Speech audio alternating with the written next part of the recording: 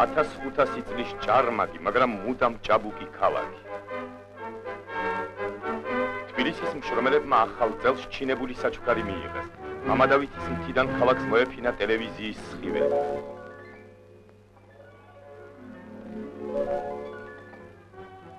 სინათლის ზღვაში ჩაიძირა 1956 წლის უკანასკნელი ღამე. ტელეხედვის სტუდიამ თავისი პირველი საახალწლო გადაცემა ჩვენი რესპუბლიკის გამოჩენილ ადამიანებს მიუძღვნა. თბილისელები მოუთმენლად ელოდნენ ამ დღეს. აინთო ეკრანით და მასზე გამოჩნდა რუსთავის მეტალურგიული ქარხნის მეფოვადე ამირან ფანცულაია. 1956 წლის საწარმოო გეგმა ჩემო ბრიგადამ 7 დეკემბრისათვის შეასრულა. ტელევიზორში გვაცნობენ ბოლნისის სტალინის სახელობის კოლმეურნეობის თავმჯდომარეს ანდრო ხიდაშოვს. ანაგო ანდრო, გთხოვთ რამოდენიმე სიტყვით მოგვითხროთ თქვენი კოლმეურნეობის მუშაობის შესახებ ახალ წელს. ხელმძღვანელობთ რა პარტიის მეოცეყლობის ისტორიული გადაწყვეტილებები ჩვენი კოლმეურნეობის აქტივმა გადაწყვიტა. 1947 წელს გავზადოთ კოლმეურნეობის შემოსავლიანობა და სახელმწიფოს მიცეთ მეტი სოფლის მეურნეობის პროდუქტები. ეკრანთანაა თბილისის მთავარი არქიტექტორი ალექსანდრე თევზაძე.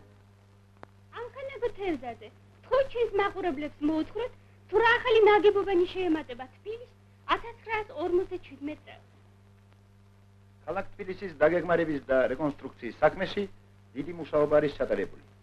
ეს ეხება საქალაქო მეურნეობის ყველა დარგებს, ქუჩების და მოედნების კეთილმოწყობას, მიწისქვეშა ნაგებობებს, ქალაქის გამწვანებას და საცხოვრებელი სახლების აგებას.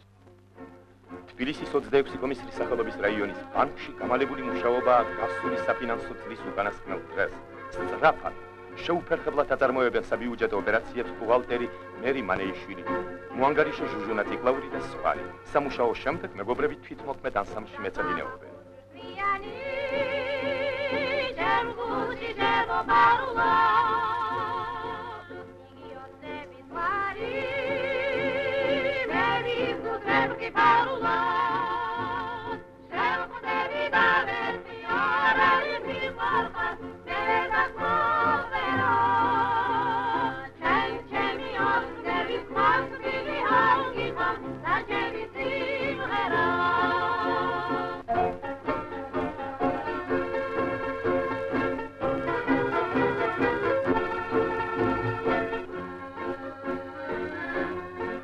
ბანკის მუშაკთა ანსამბლი ახალგაზრდობის ფესტივალისათვის ამზადებს პროგრამას.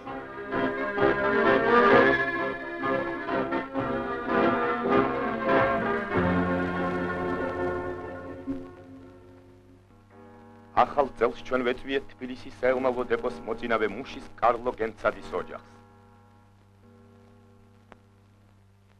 ვიღაც მეგობრებო, ნება მიგვეს ტელეხედვის სტუდიის ახალგაზრდა კოლექტივის სახელით მოგილოცოთ ახალი წელი.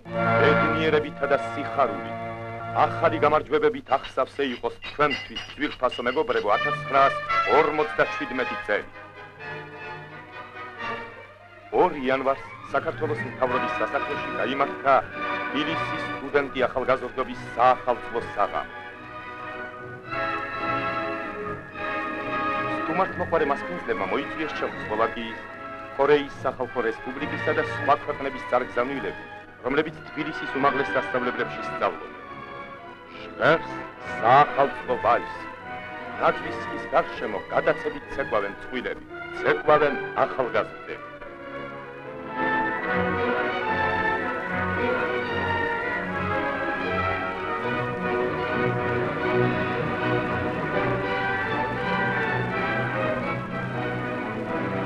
ნათელი იმედები, ბედნიერი მომავლის რწმენით გამსჭვალულნი შეხვდნენ ისინი 1957 წელს, დიდი ოქტომბრის სოციალისტური რევოლუციის მე-40 წელს.